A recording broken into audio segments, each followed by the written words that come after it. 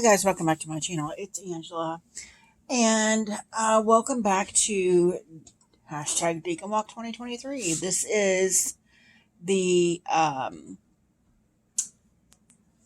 tarot spread that Marlena Teresa has so graciously every time gifted us with, that she creates when she does the Decan Walk.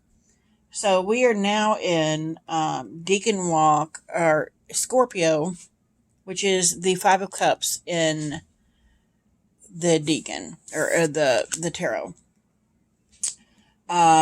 Scorpio is representative of the Death card. And we are Mars in Scorpio. Hold on, I got a commercial coming up here.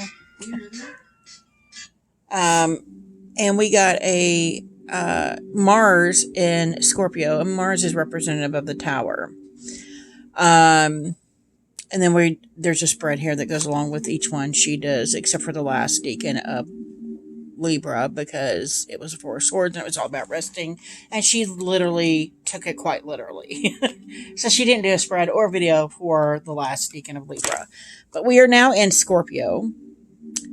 And I find it interesting how yesterday I was actually talking about the video I uploaded yesterday about how the first Decan that had Mars in it was Aries. And it literally felt like I was holding on for dear life, and everything was just in flames, and I couldn't control any of it. And then I forget which one was the next one that had the Mars, the Tower card in it. But again, it was a fiery energy, and I felt like and I think it was the next fire sign, whatever that was. I can't even remember at the moment. I didn't even bother looking it up again yesterday after I forgot again. But it literally felt like an intentional fire was set. This one is weird because it's not a fire sign, it's a water sign. And it feels like the aftermath, after everything's been burnt to the ground, and the fire's been put out by water, and now everything is soaked in water. That's how I feel with this Decan. It's very weird. It's very different than the other times I've had a Tower card in the Decan. So I just found that very interesting. So that is where we're at, and we're doing the spread here. I don't have the space that everybody else does, so I just did them all on the line here. And then the fourth one actually popped out 2 cards, but this is the Gaian Tarot. I'm pretty sure I used this in the last water. This is my ultimate water deck to me. It feels very watery. It's the first deck I ever had that it felt like an element. I trimmed the edges off and etched it in this beautiful purple to match the flowers on the backs. It is a gorgeous deck. I actually bought this deck. It was kind of a joke, because I bought this deck just to have a project to edge and cut off the borders. And then I started using it. And it became everything. I'm not a person that shows emotions very well. And the fact that I seem to navigate the water signs a little bit differently than I thought I would is quite telling, because they're underneath all the layers of the Queen of Swords, which is what I am, what I see myself as. There is an emotional side there, and I'm uncovering that slowly.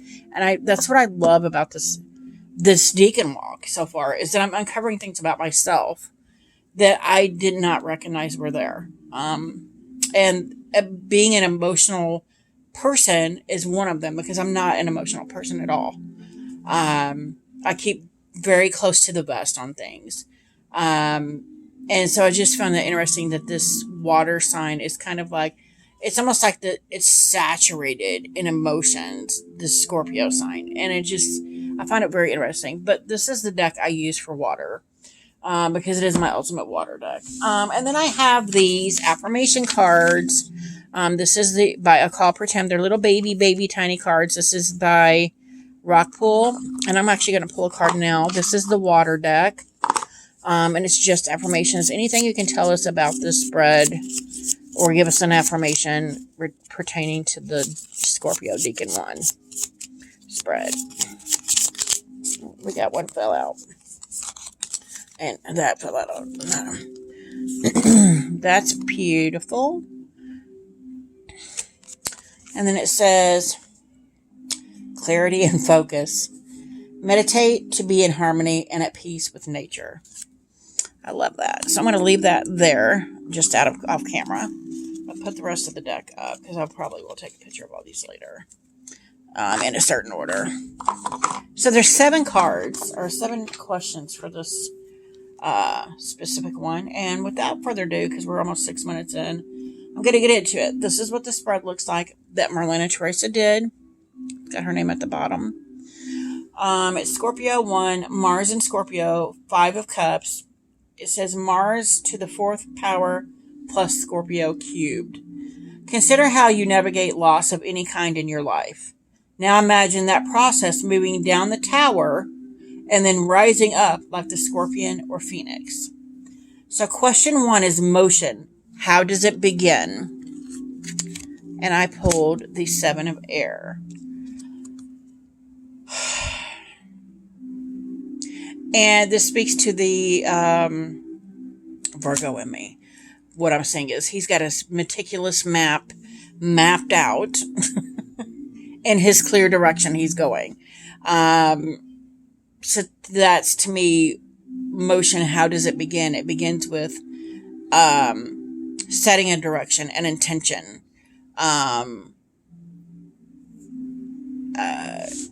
Navigating knowing how to navigate the landscape. Interesting. That's how it begins. Number 2, mystery. How to engage with the unknown. How to engage with the unknown. And we got the 6 of fire. 6 of wands. Mystery. How to engage with the unknown.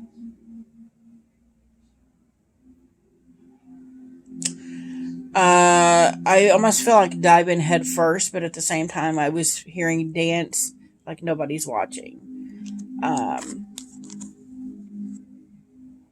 Interesting.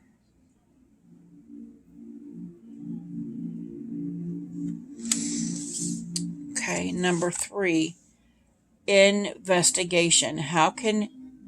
What can help me resolve this? Elder of water. Be the king of water.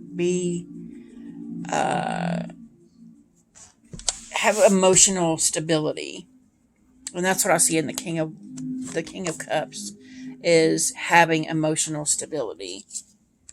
So that's interesting as well. Number 4, severity. What can't I ignore? And 2 cards fell out for this. So we have the Elder, King of Swords, and the 4 of Water. Interesting.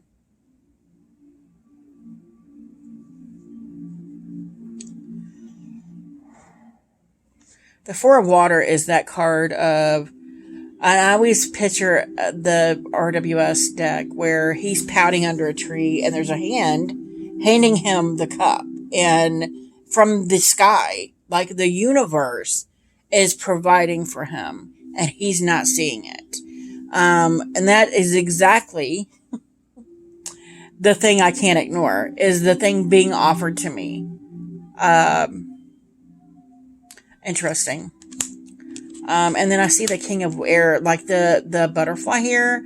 It's about transformation. And the King of Swords is, I see like the King of Swords in my lights here. He's one with nature and everything. And this is the thing I can't ignore, is the signs and the symbols and the dreams. And I was just speaking with someone tonight about this exact thing of my dream interpretations. Like, and I explained to them, the more I accept the feelings I have, the insights I'm having, the dreams I'm having, the types of dreams I'm having, because we went into a whole discussion about the dreams I'm having, the more things are happening. And the more things are happening, the more succinct I feel, if that makes any sense. Anyway, yeah. So, so this is the thing I can't ignore is the signs.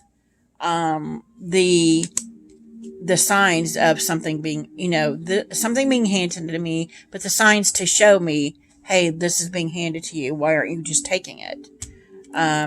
Interesting. Number 5, birth. How did I handle this in the past?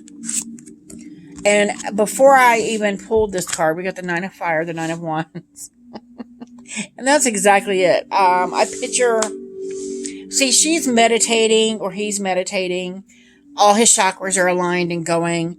But the 9 of Wands is somebody that's been through the ringer. They have been through some shit. And it is just, they look like they have been through World War III. But they're still continuing. And I think that's part of this sign is like, you've been through it, but you don't have to go through it. You're not still going through it. Realize that you're still not going through whatever it was. That moment has passed. And that's what, to me, the 9 of Wands, the 9 of Fire signifies is you've already moved past this horrible thing that happened. Why are you letting it go? And this is, how did I handle this in the past? And that's exactly coincides to me with this card is before I would just pretend it wasn't there, maybe meditate, like, oh, we can move on. But it would still be gnawing at me. So in order for me to truly let it go, I need to meditate. I need to look within. I need to find out why it's still gnawing at me and then move on. Like, figure out the trigger that's keeping me in that space and then move on. And then the figuring out is the signs and the symbols and the things being handed me by the universe going, you know what? We're giving you things to move past this and you're not seeing it. So this, to me, all ties in together. Quite interesting. So, next one, oh my gosh. Number 6 is reform. How have I changed? How have I changed? We got the Guardian of the Water, the Queen of Water, the Queen of Cups. And I love that there's a sea turtle. And he's adorable. He's so cute. And especially with this deck, it's made me more emotionally available. It took me a very, very long time to not see myself as strictly the Queen of Swords.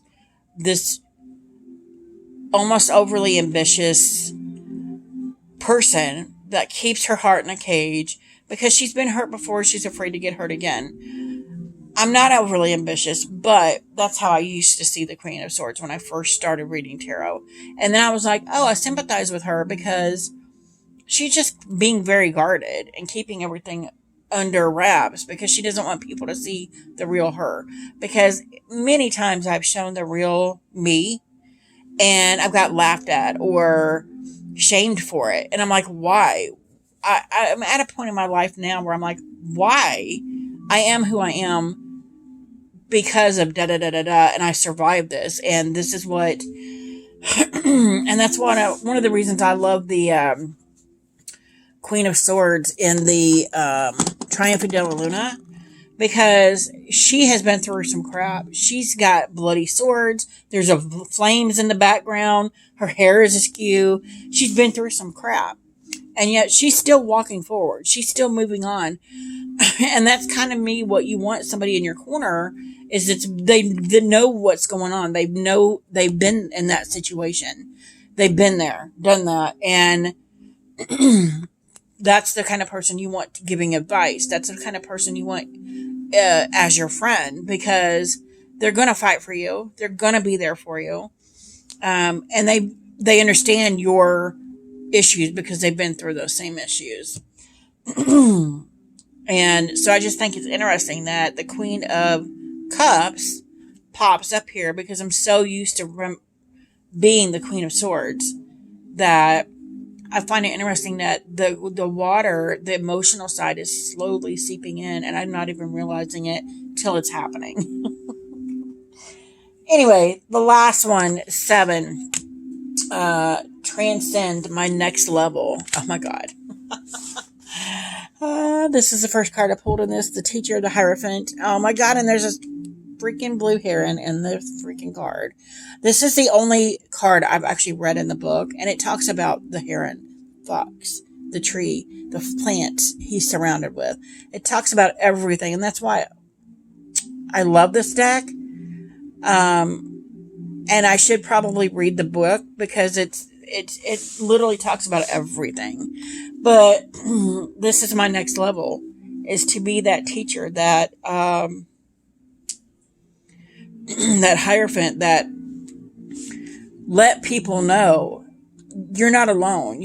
I'm here to teach you my wisdom, my knowledge of the crap I've been through. And I've had that exact feeling for a very long time now, which is amazing because I did write a book on some of my trials and tribulations and stuff. It's on Amazon. It's Memoirs of a Birth Mother. Everyone that's read it said that it could be a teaching point, or not, what not to do, what to look for in a narcissistic relationship, what to look for in an abusive relationship, the signs. It could go many different directions. And I've been told that by many, many people that's read my book. So, I just find that interesting, and I've always felt like my story needs to be told. Everybody has a story, and that story deserves to be told. And that is where I'm ending this spread, because that is amazing. So yeah, that's all I have. If you guys have any questions, comments, concerns, don't hesitate to comment below. If you like this video, give me a thumbs up. If you want to see more, please subscribe. And don't forget to hit that notification button so you're alerted to any future videos. And we will see you on the next Decan. Bye.